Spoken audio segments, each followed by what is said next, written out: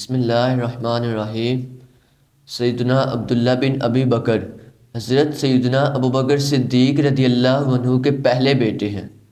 آپ قدیم الاسلام اور صحابی رسول بھی ہیں۔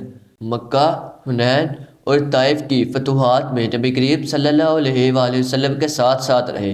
ہجرت نبوی میں آپ رضی اللہ عنہ قریش کی دن بھر کی خبریں غار ثور میں پہنچ جاتے اور خود رات کو غار میں گزارتے اور صبح ہوتے ہی آپ مکہ واپس لوٹ آتے۔ سفر ہجرت کا رہبر عبداللہ بن اریقط جب نبی کریم صلی اللہ علیہ وآلہ وسلم اور حضرت سیدنا ابو بکر صدیق رضی اللہ عنہ کو مدینہ پہنچا کر واپس آئے تو آپ رضی اللہ عنہ عیال صدیقی کو لے کر مدینہ پہنچ گئے اور آپ رضی اللہ عنہ نے اپنے والد یعنی حضرت سیدنا ابو بکر صدیق رضی اللہ عنہ کی خلافت میں ہی وفات پائی۔